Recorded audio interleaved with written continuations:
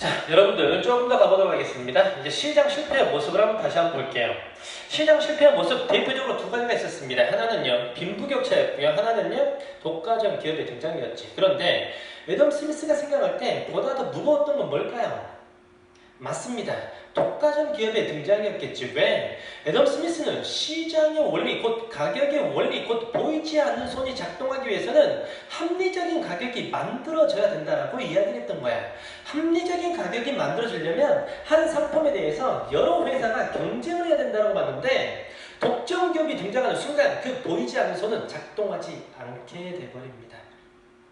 그럼 이 독점의 기업이 어떻게 등장했는지를 제가 한번 보여드리겠습니다. 자, 독점 기업은 여러분들 이런 겁니다. 어떤 한 상품에 대해서, 자, 가볼게요. A라는 상품이 있는데, A라는 상품에 대해서 가라는 기업과 나라는 기업과 다라는 기업과 라라는 기업과 마라는 기업이 경쟁을 하고 있었습니다. 그런데 경쟁을 하다 보니 이게 너무 비효율이라고 가라는 기업이 생각을 했습니다. 그럼 이 상품을 나 혼자 독점 공급할래 라고 마음을 먹게 되겠죠. 이렇게. 자, 그렇게 마음을 먹는 순간 이 가라는 기업은 어떤 행동을 하면 되냐면요, 설비를 생산할 수 있는 설비를 늘리게 될까요? 줄이게 될까요? 당연하죠. 설비를, 생산을 할 수 있는 설비를 늘려야 많은 생산품을 동시에 생산할 수 있고 가격 단가를 어떻게 할 수 있겠습니까? 확 낮춰버릴 수가 있겠죠. 이해까지 되십니까? 그런데 가라는 기업은 이 생산 설비를 늘릴 수 있는 돈도 있었고요. 그리고 빌릴 수 있는, 은행에서 빌릴 수 있는 백그라운드도 있었습니다. 그런데 나, 다, 라, 마의 기업은 더 이상의 자본이 없었으며 은행에서 돈을 빌릴 수 있는 백그라운드도 없었습니다. 이해되시죠? 그렇다면 이 설비를 늘리는 회사는 한 상품에 대해서, A라는 상품에 대해서 가격을 어떻게 할까요? 그렇지. 대량 생산 체제가 있기 때문에 가격을 확 낮출 수가 있겠죠. 하지만 이 회사들은 설비를 늘리지 않았기 때문에 가격을 낮출 수가 없게 될 겁니다. 이렇게 됐을 때 소비자들이 찾는 A라는 상품의 회사는 어떤 회사의 상품만 찾게 될까요? 당연히 가라는 상품의 회사를 찾을 수밖에 없겠죠. 왜? 똑같은 상품인데 뭐가 다르니까. 여러분들도 마찬가지지 않습니까?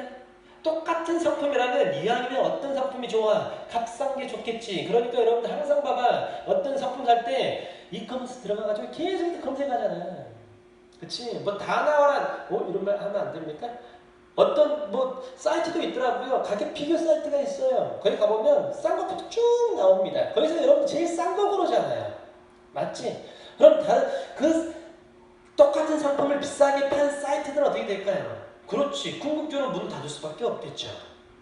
이 논리 되십니까? 그래서 이 회사가, 나라는 회사가 가격을 후려치는 순간 나, 다, 라마는 어떻게 되겠습니까? 모두 다 부도가 나겠죠. 부도가 납니다. 그럼 생각해보세요. 한 상품에 대해서 무슨 기업이 등장했습니까? 이제 독점 기업이 등장을 하게 되는 거죠. 한 상품에 대해서 뭐가 등장했습니까? 그렇지. 독점 기업이 등장하게 되는 겁니다. 여기까지 되십니까? 이런 식으로 독점 기업이 만들어졌는데 이제 문제가 생깁니다. 독점 기업이 등장하긴 했는데 이 독점 기업은 설비를 늘리고 고용을 많이 늘려놨기 때문에 이 설비를 쉬는 순간 어떻게 될까요? 손해가 되겠지. 그럼 손해가 된다는 걸 아는 순간 어떻게 하겠습니까? 계속해서 설비를 돌릴 수밖에 없겠지. 제 말 이해되십니까? 뽑아놓은 노동자야 자르면 되지만 늘려놓은 설비를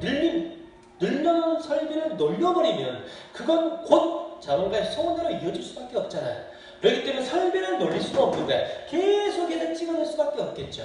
자, 물어봅시다. 어떤 상품이 과도하게 많아졌습니다. 우리는 그걸 뭐라고 하냐면요, 과잉 공급이라고 합니다. 돼 있죠? 어떤 상품이 과잉 공급됐다는 건 그 회사한테 좋은 걸까, 안 좋은 걸까? 대답하기 어렵죠? 맞습니다, 여러분들. 척 있는 사람들은 금방 합니다. 좋은 걸 수도 있고 안 좋은 걸 수도 있습니다. 언제 좋겠습니까? 맞습니다. 과잉 공급을 했는데 이 공급한 상품이 다 팔려버리면 굉장히 좋은 거지. 이윤이 이렇게 올라가지 않겠습니까? 그런데 안 좋은 경우는 이 공급한 상품이 안 팔렸을 때는 문제가 되겠죠. 제 말이 되십니까? 그런데 경기라는 건 잘 봐. 경기라는 건 사이클이야. 이렇게 사이클로 움직이는데 경기라는 건 계속해서 이렇게 우상향해서 가지 않습니다. 어떨 때가 호황이었다면 이 시기는 뭡니까 여러분들? 불황이 될 수 있고 불황이 계속 될 것 같지만 또 뭐가 옵니까? 호황이 오게 되는 거고요. 또 호황이 계속 될 것 같지만 또 뭐가 오겠습니까? 불황이 옵니다. 지금까지 경기는 계속해서 이렇게 움직였고요. 과거에도 이렇게 움직였고요. 미래도 틀림없이 이렇게 움직일 겁니다. 아시겠죠? 그런데 이 기업이 설비를 늘렸을 때가 초호황이 있었습니다. 그럼 초창기 때는 어떻게 됐을까요? 미친 듯이 팔렸겠지. 미친 듯이 팔렸을 겁니다. 그런데 초호황 그 다음은 당연히 뭐겠습니까? 불황으로의 진입이 되겠지. 초호황 다음은 불황으로의 진입이고요. 불황으로의 진입이 되는 순간 뭐가 줄까요? 수요가 당연히 줄게 되겠지. 불황이라는 건 사람들이 소비를 많이 안 하는 걸 의미해요. 되십니까? 소비를 안 한다는 건 구매 의욕이 그만큼 떨어져 있는 거고 구매 의욕이 떨어져 있다는 건 수요가 줄게 된다는 겁니다. 계속해서 잘 팔릴 줄 알고 겁나게 찍어냈습니다. 그런데 사람들이 사질 않습니다. 상품은 남아도옵니다. 가격은 어떻게 될까요? 그렇지, 폭락을 하겠지. 가격이 폭락을 하게 되면 기업의 수익성은 어떻게 될까요? 당연히 줄겠죠. 기업의 수익성이 줄었습니다.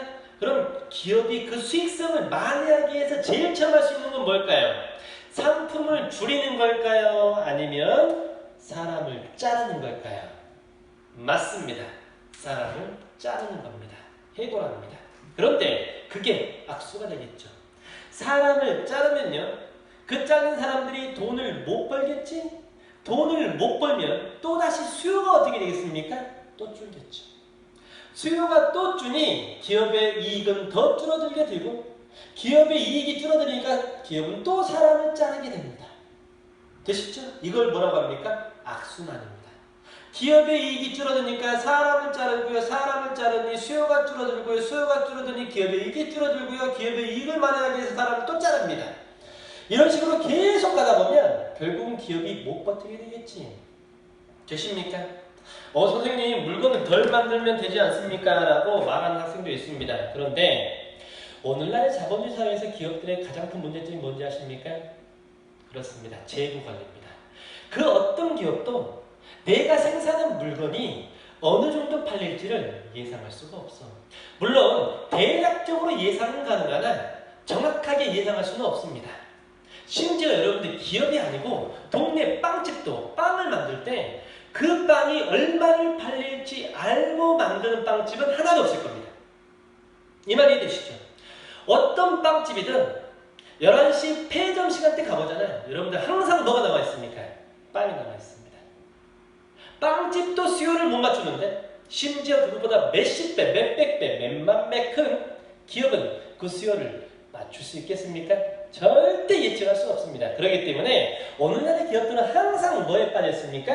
과잉 공급에 빠져 있습니다. 이때는 당연히 더했겠죠. 여러분들 통계학이라는 게 아직 발전하기도 전이지 않습니까?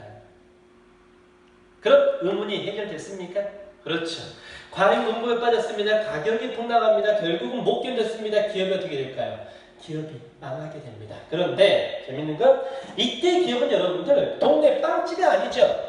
귀염둥이 기업이 아닙니다. 어떤 기업이었습니까? 초울트라 독점 기업이었습니다. 초울트라 독점 기업이 설비를 늘릴 때는 자기 돈이 있어서 늘린 것도 있지만 돈을 빌려서 늘렸다고 제가 아까 분명히 이야기 드렸었죠. 그럼 돈을 빌릴 때는 누구한테 빌릴까요? 그렇습니다. 은행한테 빌릴 수밖에 없겠지. 그런데 이 초울트라 독점 기업이 망해버립니다. 그럼 그 돈을 꿔줬던 은행한테 돈을 갚았다는 겁니까? 못 갚았다는 겁니까? 그렇지. 못 갚고 배째라 했다라는 거 아닙니까? 그럼 결국은 은행도 돈을 못 받게 되네요. 그럼 은행도 어떻게 될까요? 그렇습니다.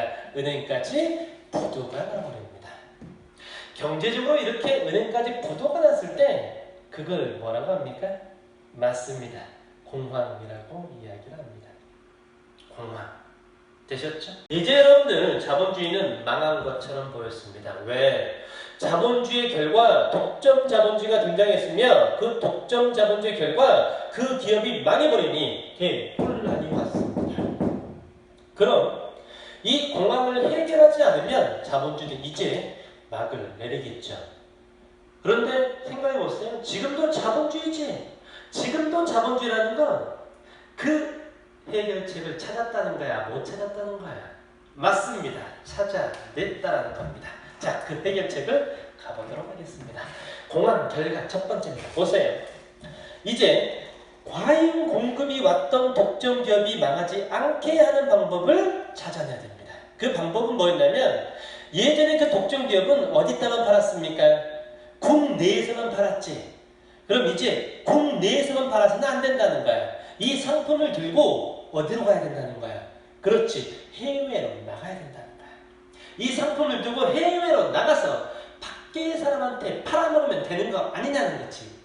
이런 해결책을 냈던 국가들이 자본주의가 처음으로 발달했던 영국과 프랑스였습니다. 그래서 이 독점기업이 만들어놓은 상품을 가지고 수요처 확보를 위해서 나갑니다. 그런데 문제는요. 그 국가들에서 안 산다고 할 수도 있겠죠. 안 산다고 할 때는 어떻게 합니까? 총칼을 들이밀면서 강제로 사게끔 합니다. 그때 그 강제로 살 수밖에 없는 국가를 우리는 뭐라고 합니까? 식민지라고 합니다. 되시죠? 우리 1300년대 옛날에 횡단과 종단했던 영국과 프랑스의 그때 식민지 생각하시면 안 됩니다. 그때는 가가지고 약탈이 목적이었잖아요. 근데 이때 식민지는 약탈이 목적이야. 물론 약탈도 하지만 약탈보다는 독점 기업이 생산해 놓은 것을 어떻게 하려고 합니까? 강제로 팔려고 한다는 겁니다. 실제로 생각해봐. 여러분들 우리가 일본하고 강화도 조약을 맺잖아요. 이양선이 등장하잖아. 우리나라에 여러분들 1800년대 후반에 이양선이 등장한다니까. 이양선이라는 건 뭡니까 여러분들? 쉽게 말하면 서양의 배인데 그 서양의 배가 우리나라에서 약탈을 해가려고 들어온 건 아니지. 지들이 만들었던 걸 우리나라한테 팔아먹으려고 했다는 거죠. 그래서 처음으로 요구하는 건 뭡니까? 니들 무역 문 열어. 그걸 뭐라고 합니까? 문호개방기라고 하잖아요. 그 식입니다. 수요처 확보를 위한 식민지 개척을 통해서 이 공황을 타개하는 국가들이 등장했습니다. 그게 바로 영국과 프랑스였습니다. 아, 해결한 것처럼 보이죠. 오케이. 어느 정도 실제로 해결은 됐습니다. 그 다음에 두 번째입니다. 공황 결과 두 번째는 뒤늦게 산업혁명이 터진 국가가 있습니다. 그 국가가 어디입니까? 바로 독일입니다. 그럼 독일도 뒤늦게 뭐에 빠질까요? 공황에 빠지겠지. 그럼 영국과 프랑스가 썼던 방법을 한번 써보고자 하겠죠. 그래서 뒤늦게 어디로 나갑니까? 그렇지. 수요처 확보를 위해서 해외로 나갑니다. 그런데 그 해외 식민지가 모두 이미 누구 겁니까? 영국과 프랑스 겁니다. 그럼 독일은 니들 건지 모르고 갔어. 미안해. 라고 그냥 오겠습니까? 아니겠죠. 당연히 싸울 수밖에 없습니다. 그래서 1차 대전이 발발합니다. 물론 정치적으로 해석하면요. 여러분들 세르비아에서 그 다음에 왕세자가 어쩌고 나옵니다. 그건 정치적 해석이고요. 경제적인 부분으로 보면 그런 부분도 있다. 이런 부분이 일조하기도 있다. 독일이 뒤늦게 식민지 쟁탈전에 가세를 했는데 결국은 영국과 프랑스가 다 먹고 있었다. 그럼 돌아올 수 없다. 애가 한번 싸우고 죽자라고 생각한다는 거지. 그래서 1차 세계대전이 터지게 된다라고 해석을 하는 사람들도 있습니다. 그 다음 세 번째입니다. 공황 결과 세 번째는 이 공황을 자본주의 실패로 생각하는 사람들이 등장합니다. 그 사람들이 누굴까요? 바로 공산주의자입니다. 공산주의자들은 이렇게 생각합니다. 자본주의적 경제체제는 이미 실패했어. 그래서 모든 국가들은 자본주의 경제체제 막을 내려야 된다고 주장을 합니다.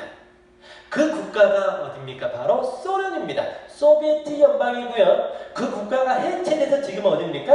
러시아입니다. 1917년에 볼시베키 혁명을 토대로 소비에트 연방이 만들어지고요. 공산주의 국가를 점령하게 됩니다. 그 공산주의 체제는 뭐라고 합니까?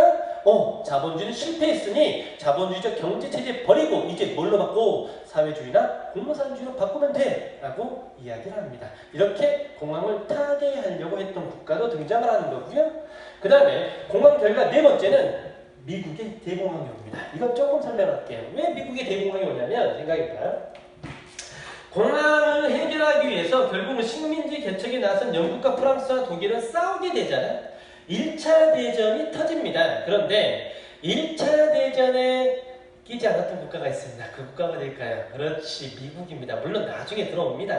나중에 들어오는데 미국 입장에서는 어떻습니까, 여러분들? 싸우면 좋아. 왜? 미국의 기간 산업의 20% 이상은 군수 산업입니다. 군수 산업은 뭘까요? 무기를 만드는 산업입니다. 무기를 만드는 산업인데 중요한 건 얘들이 미친듯이 싸우고 있어. 그럼 싸우다 보면 뭐가 부족합니까? 그렇지, 무기가 부족할 수밖에 없겠죠. 제 말 이해되십니까? 무기가 부족할 수밖에 없습니다. 그럼 무기 어디서 살까요? 그렇지, 무기를 핑핑핑 돌리고 있는 국가가 있습니까? 어디입니까? 미국입니다. 미국 가서 무기를 살 수밖에 없습니다. 그럼 미국은 정치 어떻게 됩니까? 우리 가만히 있었는데 얘들이 무기를 계속 사죠. 그럼 지간산업의 20% 이상이 되는 군수산업이 핑핑핑 돌아가죠. 경제가 어떻게 될까요? 미친듯이 올라갑니다. 미국의 경제가 1차 대전의 결과로 미친듯이 올라갑니다. 초호황을 받게 됩니다. 그런데 세계대전이 끝났습니다. 세계대전이 끝나는 순간 미국은 이렇게 생각했지. 전쟁이 더 가겠지. 설마 끝나겠어 라고 하고 무기를 굉장히 많이 만들어놨겠지. 무기를 굉장히 많이 만들었다는 건 무기가 뭐에 빠졌다는 거야? 과잉, 공급에 빠졌는데 더 이상 전쟁을 하지 않으니까 수요가 줄겠지? 똑같은 현상입니다. 그럼 무기 가격은 어떻게 될까요? 폭락하겠지? 되십니까? 폭락해도 전쟁이 안 나니까 무기를 살 국가가 없네? 그럼 어떻게 됩니까? 기업은 부도나고요, 은행이 부도나고요, 공황에 빠집니다. 그런데 미국은 왜 대공황이라고 할까요? 미국이 대공황인 이유는 미국은 이 1차 대전을 토대로 엄청난 호황을 받거든. 엄청난 호황에서 하루아침에 전쟁이 끝나면서 이게 요렇게 빠지는 게 아니고 그래프가 어떻게 빠지냐면요, 여러분들. 요렇게 떨어집니다. 이해되십니까? 초호황에 있다가 그래프가 요렇게 떨어집니다. 그렇기 때문에 그냥 공황이 아니고 뭐라고 해야겠습니까? 대공황이라고 할 수밖에 없는 거죠. 되십니까? 오케이. 자, 그 다음 가볼게요. 자, 그래서 여러분들이 이제 미국이 문제가 됩니다. 왜? 다른 국가들은 식민지를 개척을 하든 전쟁을 하든 공산주의로 바꾸든 공황을 타개를 했어. 그런데 미국은 뒤늦게 뭐가 옵니까? 대공황이 왔죠. 이 대공황을 해결하지 않으면 미국이란 경제체제, 곧 자본주의 체제가 배겨날 수가 없는 거야. 버틸 수가 없는 거지. 그래서 미국이 선택하는 건 이럽니다. 뭡니까? 수정 자본주의를 선택하게 됩니다. 수정 자본주의를 다른 말로 뭐라고 하냐면요, 케인즈주의라고 하는데, 저 케인즈란 사람은 여러분들 경제학자의 이름입니다. 애덤 스미스를 깠던 사람이고요. 애덤 스미스가 정부가 경제에 간섭하지 말라고 했던 걸 비판했던 사람입니다. 케인즈는 이렇게 말합니다. 공황을 타개하기 위해서는 정부가 경제에 깊숙이 관여할 수밖에 없어. 정부가 손 놓고 있는 순간 노동자들이 힘들어지면 모두가 힘들어질 거야. 곧 자본주의는 끝날 수밖에 없는 거지. 그럼 그 자본주의 경제체제를 경제만 맡기는 게 아니고 정부가 쥐고 흔들어야 돼 라고 했던 사람이 바로 케인즈가 됩니다. 아시겠죠? 케인즈는 여러분들 정부의 시장 개입을 전면적으로 인정을 합니다. 그리고 이 케인즈의 이론을 그대로 받아서 이 당시에 대통령이었던 사람이 누구냐면요, 루즈벨트라는 사람입니다. 들어보셨죠? 이 루즈벨트라는 미국의 대통령이 뉴딜 정책을 제안합니다. 뉴딜 정책이라는 건 뭔지 아시겠죠? 뉴딜 정책을 이란으로 했던 게 있습니다. 테네시강에다가 댐을 짓습니다. 왜 하필이면 경제를 살리기 위해서 댐을 지었을까요? 생각해봐. 댐이라는 건 여러분들 귀염둥이야 아니면 완전 거대해? 그렇지, 완전 거대하지.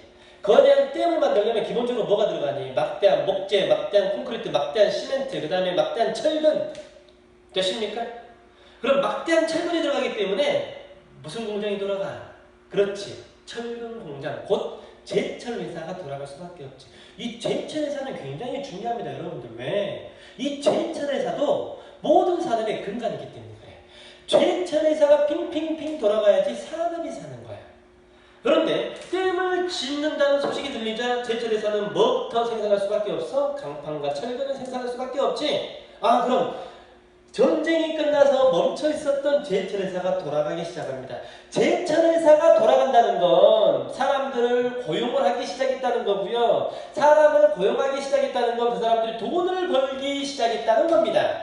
돈을 벌기 시작했다는 건 결국 뭘 의미하겠습니까? 수요가 올라가기 시작했다는 거죠.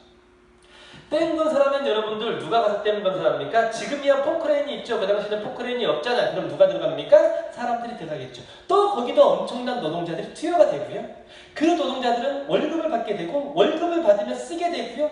쓰게 된다면 수요가 올라가겠지. 아, 뉴딜 정책을 했더니 사람들이 돈을 벌기 시작하더니 수요가 증가하네.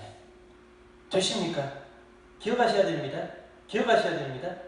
케인즈주의는 정부가 시장을 개입해서 시장을 살려내야 된다는 입장인데 그 시장을 살려내는 방법이 뭐라는 겁니까?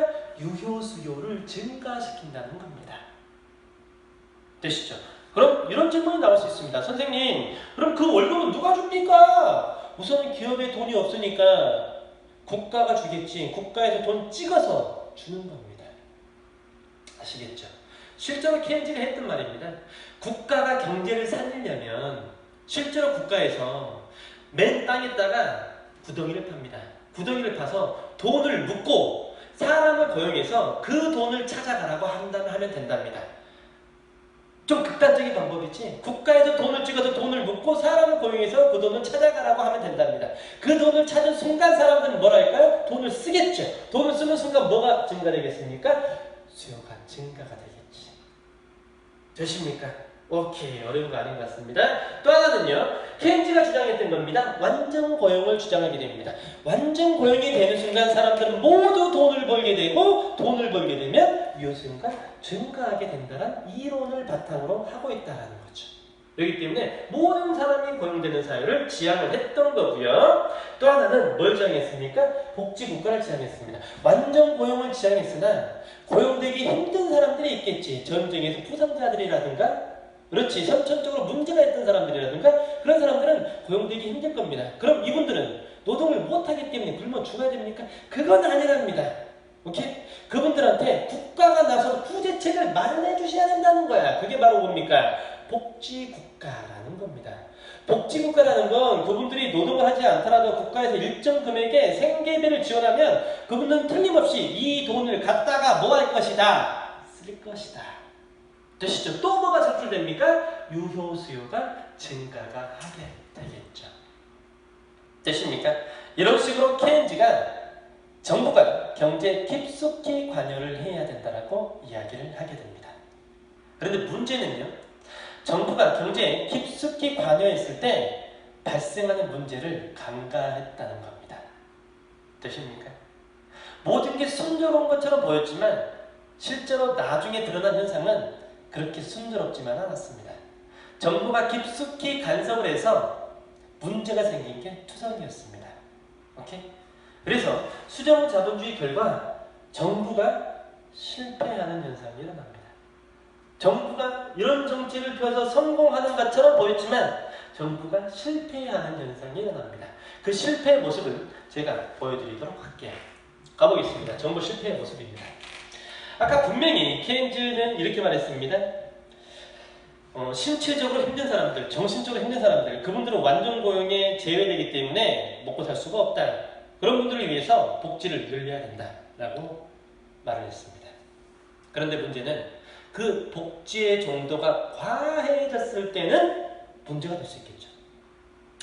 전국의 여러분들, 1970년대, 60년대, 70년대는 실제로 세계 질서가 이렇게 운영되어 있던 체계입니다. 미국이라는 자유주의 체제와 소련이라는 공산주의 체제의 이파전입니다. 얘들이 실제로 전쟁만 안 했지 이념적으로 대립했던 시기입니다. 이 시기를 뭐라고 합니까? 실제로 화력을 동원하지 않은 싸움을 했다. 그걸 콜드 워라고 해서 냉전 체제라고 합니다. 아마 들어보셨을 거예요. 냉전 체제입니다. 공산주의는 태어날 때부터 누구를 위한 국가를 표방했습니까? 노동자를 위한 국가를 표방했었지. 이해되시죠? 그런데 자본주의 체제에서는 아무리 복지를 한다고 해도 노동자들은 힘들어질 수밖에 없겠죠. 제 말 이해되십니까? 왜? 자본가들 갖고 가는 게 많으니까. 이런 체제에서 노동자들의 요구는 날이 갈수록 높아지겠죠. 왜 우리는 노동을 열심히 하는데 이 정도밖에 못 살까? 국가가 우리를 어떻게 해주면 안 돼? 우리도 진짜 자본가처럼 잘 살고 싶어. 우리도 좀 대우해줘. 라는 열망이 올라옵니다. 그런데 국가가 이 열망을 꺾을 수 있습니까? 없습니까? 없죠. 왜? 이유는 이 시기는 무슨 체제라고 했습니까? 냉전 체제라고 했지. 사회주의 체제는 노동자를 위한 정책을 폈단 말이야. 실제로 노동자들이 실제로 그 당시에는 잘 살았거든. 실제로 여러분들 1970년대, 60년대 우리가 잘 살았을 것 같아? 북한이 잘 살았을 것 같아? 맞아. 북한이 잘 살았어. 사회주의 체제는 여러분들 노동자를 위한 국가를 표방했기 때문에 노동자가 실제로 잘 살았단 말이야. 그런 체제에서 자본주의의 핵심 축인 미국에서 노동자들이 우리도 잘 살고 싶어라는 열망이 올라옵니다. 국가에서 받아줘야 돼, 안 받아줘야 돼? 받아줄 수밖에 없지. 왜? 안 받아주면 사회주의로 다 이탈해버린다고. 되시죠? 그래서 받아줍니다. 그런데 너무 과도하게 받아주다 보니 복지는 결국은 뭘로 합니까? 여러분들 세금으로 하겠죠. 막대한 세금을 거둘 수밖에 없었고요. 사람들이 복지가 너무 잘 돼 있으니 오히려 일을 안 해버립니다. 예를 들어 이런 겁니다. 내가 일을 하다가 잘렸습니다. 그럼 해고가 되겠지? 그럼 뭘 줍니까? 국가에서 실업급여를 주는데 한 달에 70만 원 줍니다.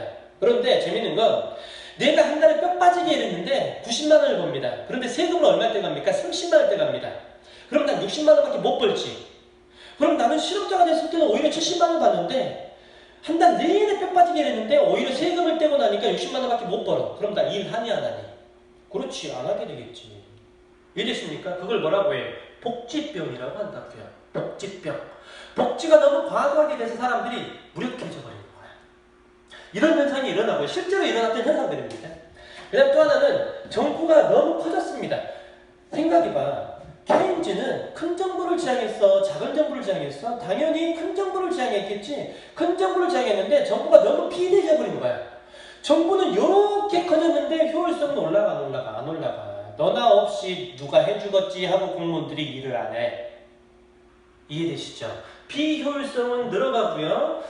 나의 녹을 먹고 사는 사람들은 굉장히 무능하고 부패에 빠지게 됩니다. 정부가 커졌기 때문에 발생하는 일이라고 생각을 하게 되는 거지.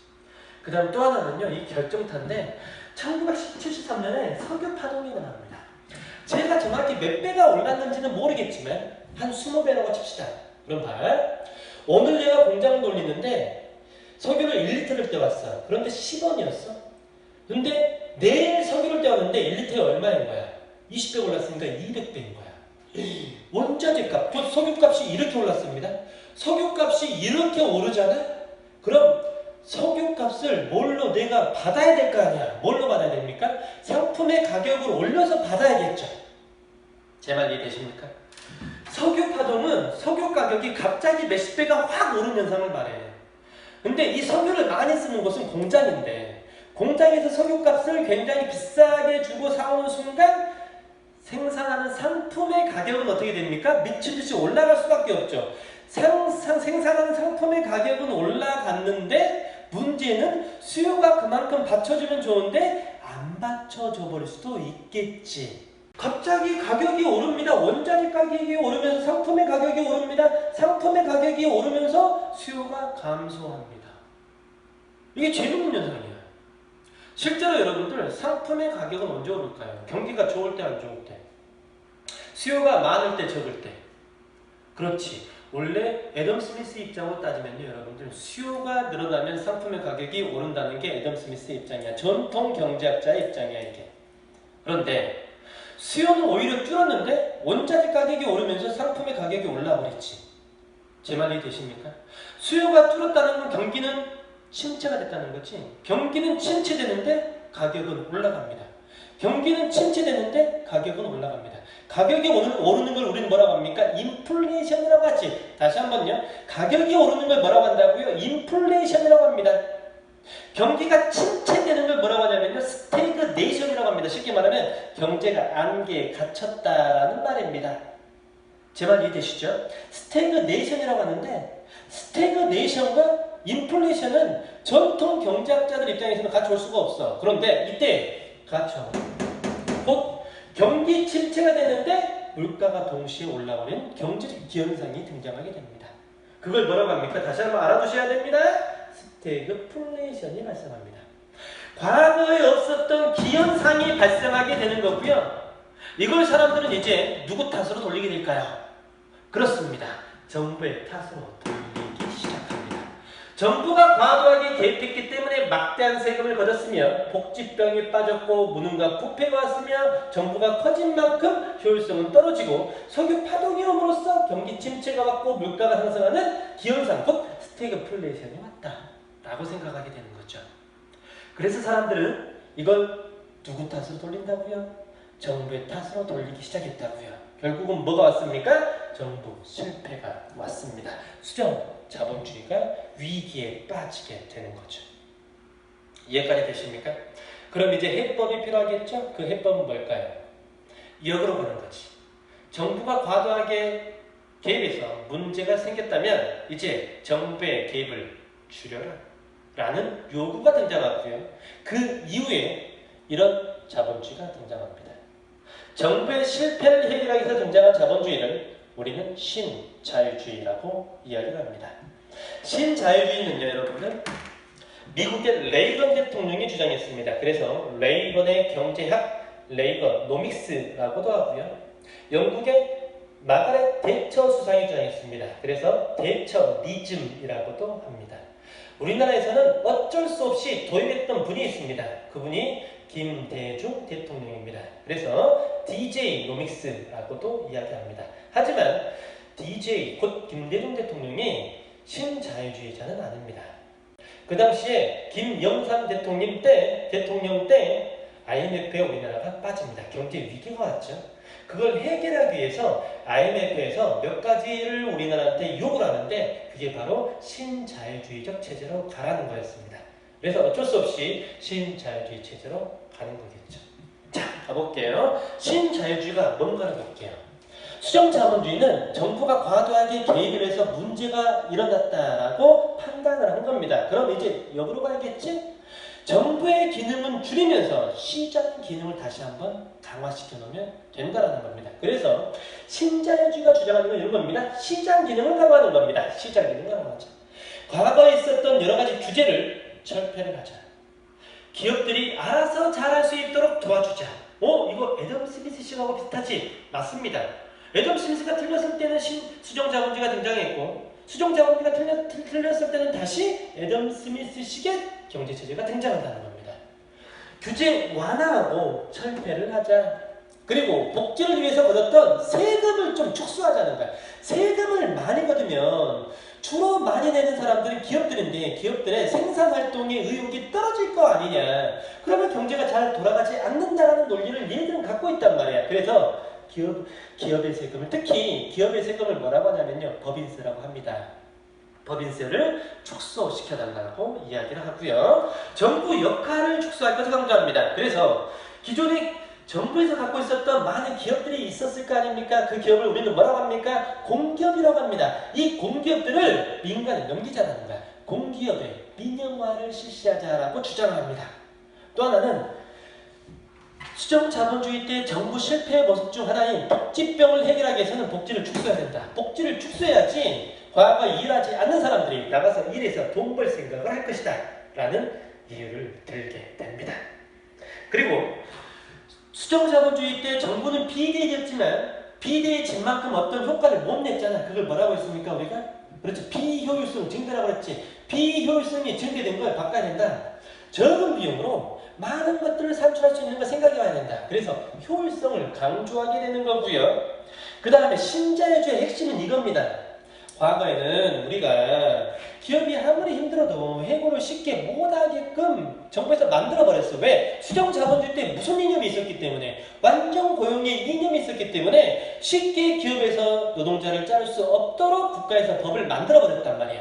그 법 때문에 기업이 진짜 힘들어지더라도 노동자를 못 자르게 되면 기업은 부도날 수밖에 없어. 그렇기 때문에 이분들이 요구하는 건 노동시장의 유연화를 좀 국가에서 챙겨달라는 거야.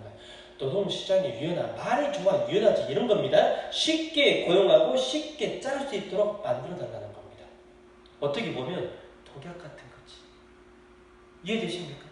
실제로 여러분들 우리가 IMF 이전에는 비정규직이란 말이 없습니다. 그냥 회사에 들어가면 다 뭡니까? 정규직입니다.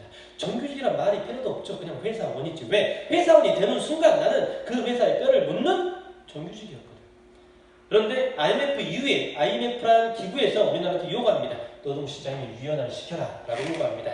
그 이후로 비정규직이 늘기 시작해서 지금은 여러분들 비정규직이 도대체 몇 명인지 셀 수 없을 만큼 거의 한 700만이 넘는 걸로 알고 있습니다. 양산되게 됐죠. 이게 또 사회의 여러 가지 문제로 대두되기도 하고요. 아시겠죠? 자, 보겠습니다. 그런데 신자유주의는 문제점이 없었냐? 신자유주의도 문제점이 등장하겠죠. 왜? 정부의 규제가 있었는데 그 규제를 완화해달라고 했습니다. 그 규제를 완화하다 보니까 이제 경제, 곧 기업을 돌리는 사람이라든가 돈이 있는 사람들이 지들 마음대로 해버리는 거야. 곧 정부 규제의 지나친 완화 때문에 돈 있는 사람들이 돈 놓고 돈 놓기를 지들 마음대로 해버린다는 거지. 제 말 이해되시죠? 이렇게 되는 순간 뭐가 늘어날 수밖에 없습니까? 그렇지. 빈부격차가 확 더 벌어질 수밖에 없다는 거야. 실제로 경제적으로 신자유주의가 도입되고 나서 빈부격차의 확대는 훨씬 더 빠른 속도로 증가됐습니다. 이해되시죠? 지금은 도대체 그게 어떻게 해결할 수 있을 문제인지 고민조차도 힘들게 되버렸죠. 그 다음 두 번째입니다. 자본의 국제 이동이 심화됐습니다. 그래서 빈부격차가 증대됐습니다. 자본의 국제 이동이 심화됐단 말은 무슨 말이냐면, 과거에는 우리 국가의 자본은 우리 거, 니들 국가의 자본은 니들 거, 우리 기업은 우리 기업만, 니들 기업은 니들 기업만. 그런데 신자유주의가 같이 불롱됐습니다. 그게 뭘까요? 바로 세계화입니다. 왜 우리 기업이 여기만 갇혀 있어야 돼? 우리 기업은 한국 가서도 팔아먹을 수도 있고 일본 가서도 팔아먹을 수도 있고. 이해되시죠? 옛날에 했던 뭐하고 비슷합니까? 그렇지. 수요초 확보하고 비슷하지. 신자유주의는 아예 대놓고 그걸 말했다는 거야. 쉽게 말하면 생각해봅시다. 아디다스 스마트 팩토리 어디 있습니까? 독일에 있지. 독일에서 스마트 팩토리가 또 뭔지 모르시죠? 사람이 별로 없습니다. 인공지능 기계가 신발을 만듭니다. 실제로 여러분들. 이해되시죠? 그 공장 보시면 깜짝 놀랍니다. 저는 독일 가서 봤는데 진짜 깜짝 놀랍니다. 이게 공장인가 할 정도로 너무 깨끗하고요. 기름 냄새 안 나고요. 오케이? 그런데 중요한 점은 사람이 없습니다. 쉽게 말하면 스마트 팩토리가 늘어가는 순간 고용은 늘어나지 않습니다. 모릅니까? 어쩔 수 없습니다. 여러분들. AI 들어오는 순간 고용은 늘어나지 않습니다. 키오스크 들어오는 순간 더 이상 계산하는 사람이 필요 없게 됩니다. 똑같은 논리입니다. 이해되시죠? 아디다스 생각해봐. 독일에서 만들어졌는데 독일에서 독일에만 팝니까? 아니죠. 우리나라도 팔고 일본에도 팔고 방글라데시도 팔고 다 팝니다. 이해되시죠? 자본의 국제이동이 심화됐죠? 이해되십니까? 그런데 빈부격차가 심화됩니까? 왜? 독일에서 그 판 돈은 다 갖고 갑니다. 제 말이 됩니까? 독일은 그걸 바탕으로 엄청나게 부자가 됐습니다. 하지만 그런 공장이 없는 국가는 어떻게 됩니까? 계속해서 수요하는 입장만 갖게 될 수밖에 없습니다. 생산을 못합니다. 그럼 국가가 된 뭐가 이제 심화되겠습니까? 빈부격차가 심화가 될 수밖에 없겠죠. 또 하나는요, 시장이 불안하게 됩니다. 아까 내가 말했잖아. 돈 있는 사람들은 규제가 완화됐으니까 돈 넣고 돈 먹기. 대표적인 뭡니까? 비트코인. 비트코인 실제 있습니까? 없습니까? 제가 이런 말 하면요, 여러분들, 이공기생들은 죽이려고 할 겁니다. 왜? 비트코인은 실제가 다 있어. 라고 이야기합니다. 코인으로서 역할을 할 수 있지. 라고 이야기합니다. 하지만 그 반대 입장에 있는 사람들은 실체가 없기 때문에 언제든지 붕괴될 수 있다라고 이야기합니다. 자, 확실히 말합니다. 저는 어떤 입장도 취하지 않겠습니다. 아시겠죠? 하지만 지금의 비트코인은 여러분들 투기가 좀 끼어있다라는 건 솔직히 인정을 해주셔야겠죠? 쉽게 말하면 과도한 거품이 좀 끼어있다. 그건 비트코인을 투자하는 사람들도 인정을 하니까. 아시겠죠? 시장이 불안합니다. 경제 위기를 초래하게 됐고요. 그 다음에 이것과 관련된 2008년도에 서프라임 모기 사태는 수업 시간 때 제가 이 말씀을 드릴게요. 시간이 없습니다. 그 다음에 비정규직이 확산됩니다. 비정규직이 확산되는 건 이유를 제가 다 말했죠. 왜? 신자유에서 뭘 주장했다? 노동의 유연화를 요구했다. 노동의 유연화는 필히 뭘로 갈 수밖에 없다? 비정규직의 확산으로 갈 수밖에 없다라는 겁니다. 되십니까? 오케이. 자, 여기까지 여러분들 우리 자본주의의 전개 과정을 쭉 살펴봤습니다. 굉장히 길고 어렵게 느껴지는데 여러분들 선생님이 했던 수업 계속해서 반복해서 들으면 충분히 머릿속에 쏙쏙쏙 바뀔 수 있다는 걸 자신합니다. 아시겠죠? 여러분들 2번이고 3번이고 들어주면 조회수도 쏙쏙쏙 올라갑니다. 죄송합니다. 자, 여기서 마무리할 수 있도록 하겠습니다. 감사합니다.